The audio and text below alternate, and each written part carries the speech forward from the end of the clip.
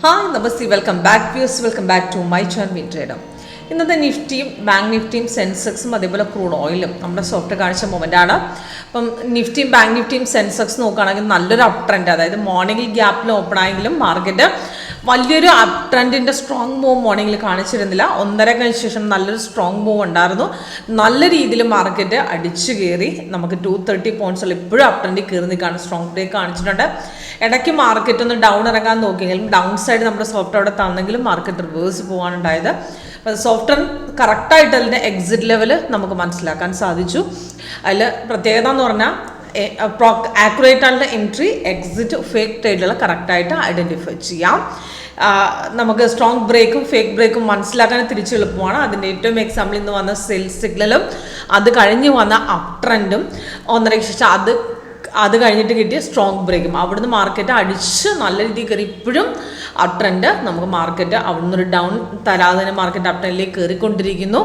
അതിൽ സോഫ്റ്റ് അവിടെ strong break കാണിച്ചു തന്നെയാണ് മാർക്കറ്റ് ബ്രേക്ക് ചെയ്ത് കയറി. അതിന് എങ്ങനെ മനസ്സിലാക്കാൻ പറ്റിയെന്നുള്ളതിൻ്റെ ലൈവ് ട്രേഡാണ് കാണിച്ചുകൊണ്ടിരിക്കുന്നത്. അപ്പോൾ ഇതിൽ ബാങ്ക് നിഫ്റ്റിക്കാണെങ്കിൽ ആ മോർണിംഗിൽ വന്ന ബൈ തന്നെ കണ്ടിന്യൂ ചെയ്യുമായിരുന്നു. അതിൽ ഒരേ ഒരു സിഗ്നലേ നമുക്ക് ഇന്ന് കിട്ടിയിട്ടുള്ളൂ ബാങ്ക് നിഫ്റ്റിയിൽ. അതിൽ മോർണിംഗിൽ നമുക്ക് ബൈ ട്രേഡാണ്. അതിൽ 9:20 സിഗ്നൽ തന്നു, എൻട്രി പോയിന്റ് കൊടുത്തു, ടാർഗറ്റ് കൊടുത്തു. ഗ്യാപ്പിൽ ഓപ്പൺ ആയതുകൊണ്ട് നമുക്ക് ട്രേഡ് റിട്രേസ്മെൻറ്റിൽ നിന്നേ പിടിക്കാൻ പറ്റുള്ളൂ. അത് നമുക്ക് ഓൾറെഡി കയറി ഓപ്പൺ ആയതുകൊണ്ട് പിന്നീട് ഒരു തിരിച്ച് ഡിപ്പ് വന്നിട്ടേ പിന്നെ കയറുള്ളൂ. അപ്പോൾ നമുക്ക് റിട്രേസ്മെൻറ്റിൽ നിന്ന് ഇവിടെ ട്രേഡ് എടുക്കാം. അവിടുന്ന് മൂവ് ഉണ്ടായിരുന്നെങ്കിലും പക്ഷേ മാർക്കറ്റ് മൂവ്മെൻറ്റ് സ്ലോ ആയിരുന്നു. അതിൻ്റെ വോളിയം തന്നിരുന്നില്ല. ഈ റേഞ്ച് ബോണ്ട് ഇൻഡിക്കേറ്റേഴ്സിൻ്റെ ഇടയ്ക്ക് ആ ഗ്യാപ്പ് കണ്ടാൽ അറിയാം വോളിയം ഉണ്ടായിരുന്നില്ല. അത് കഴിഞ്ഞതിന് ശേഷം പിന്നെ മാർക്കറ്റ് നമുക്ക് 1.5 കഴിഞ്ഞ ശേഷം ബ്രേക്ക് ചെയ്ത് കയറുമായിരുന്നു. അവിടുന്ന് റെസിസ്റ്റൻസ് സ്ട്രോങ് തന്നിട്ടുണ്ട്. കാരണം അത്രയും വലിപ്പമുള്ള റെസിസ്റ്റൻസ് ആണ്, സ്ട്രോങ് ആയിട്ട് പോയ റെസിസ്റ്റൻസ് ആണ് ബ്രേക്ക് ചെയ്തത്. അവിടുന്ന് മാർക്കറ്റ് നല്ലൊരു ബ്രേക്ക് ഔട്ട് ആയിരുന്നു. നോക്കുകയാണെങ്കിൽ ടോട്ടൽ 845 പോയിന്റ്സുള്ള അപ് ട്രെൻഡിൽ കയറി നിൽക്കുകയാണ്. 3 ടാർഗറ്റും ഹിറ്റ് ചെയ്തിട്ടുണ്ട്.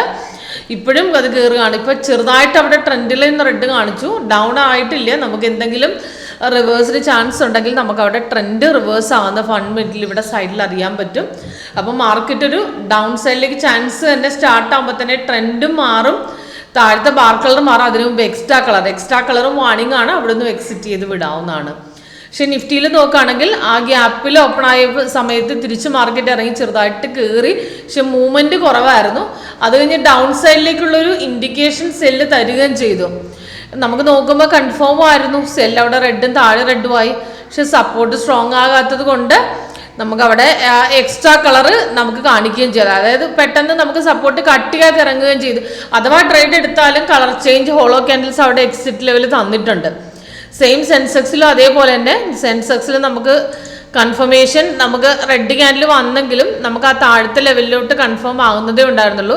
നെക്സ്റ്റ് ക്യാൻഡിൽ അവിടെ ഹോളോ ആയി, അവിടെ വ്യത്യസ്ത കളറിലേക്ക് പല പ്രാവശ്യം നമുക്ക് ഫസ്റ്റ് ആദ്യം ഫോം ആയ സമയത്ത് പിന്നെ വന്നു കഴിഞ്ഞ ശേഷം നമുക്ക് കളർ ചേഞ്ച് അവിടെ വന്നു. അത് കഴിഞ്ഞിട്ടാണ് ബൈ ഇൻഡിക്കേഷൻ കിട്ടി കൺഫേം ആയി. കൺഫർമേഷനും ആ റെസിസ്റ്റൻസ് ബ്രേക്ക് ചെയ്യുന്ന ഒരുമിച്ചായിരുന്നു. അവിടെ നോക്കുകയാണെങ്കിൽ ലാസ്റ്റത്തെ ട്രേഡിൽ നിന്ന് 829 പോയിന്റ്സോളം അപ് ട്രെൻഡിൽ കയറി നിൽക്കുകയാണ്. സെയിം നമുക്ക് നിഫ്റ്റിക്കും അതുപോലെ തന്നെയാണ്. നല്ല ഒരു ട്രേഡായിരുന്നു. ഇപ്പോൾ റീ എൻട്രി വന്ന ടാർഗറ്റ് ഹിറ്റ് ചെയ്ത് ഇപ്പോഴും കയറിക്കൊണ്ടിരിക്കുകയാണ്. അപ്പോൾ നമുക്ക് ധൈര്യമായിട്ട് ആ ട്രേഡ് ഹോൾഡ് ചെയ്യാം.